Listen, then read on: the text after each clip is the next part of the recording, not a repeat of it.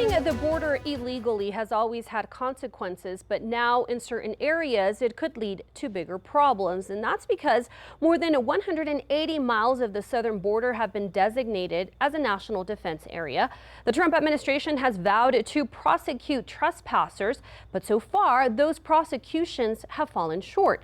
Judges say the government hasn't proven that migrants knew they were entering restricted military land. My co-anchor Robert Olguin brings us up to speed.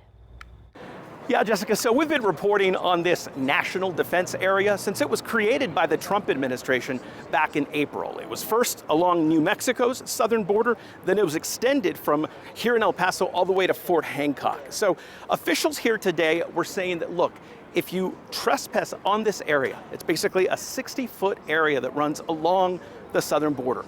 They say it's equivalent to trespassing on a military base. And they say that these signs, thousands of them that run along the border, are enough warning for people to know that they have trespassed on a national defense area. But recently here, some federal judges have disagreed. I'm very happy to discuss what we are laser focused on, and that is 100% operational control of the southern border. Along the Rio Grande near downtown El Paso, you'll see these spools of razor wire and military vehicles, and these bilingual signs that say unauthorized entry not allowed. But the message should be clear. Do not enter the United States illegally. This in no way, shape, or form around us looks like an inviting place or the front door of a country. At a news conference this morning, the message from the military, the Border Patrol, and federal prosecutors was clear and united. Don't cross the border illegally, and if you're caught inside the national defense area, you could face even tougher federal charges. We believe very much that the implementation of this national defense area is going to serve as a buffer between what's going on south of the border and what's going on in the United States of America. But prosecuting these cases at the federal level has proven problematic. In New Mexico last month, a federal magistrate dismissed the charges on about 100 migrants who were accused of trespassing on the military buffer zone. Anytime you try to implement change, disruptive change like we're trying to do, there's going to be resistance to it.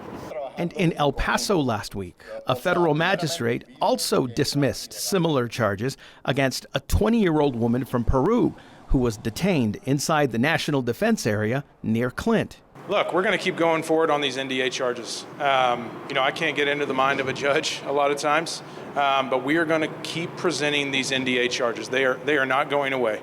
Justin Simmons is the interim U.S. attorney for the Western District of Texas.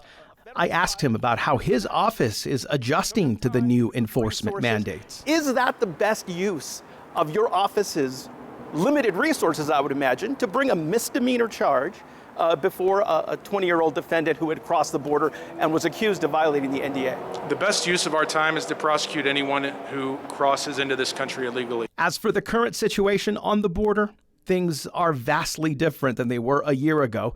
Illegal border crossings are down more than 95% in some cases. With these signs posted, every 100 meters, I feel like the message is there. Do not cross illegally, and you are entering into an area that you shouldn't be in.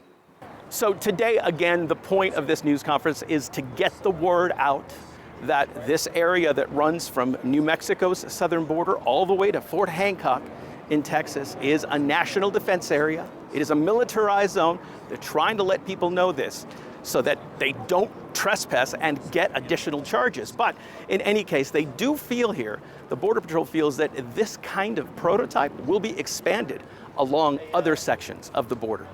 Reporting from downtown El Paso, Robert Olguin, KFOX 14.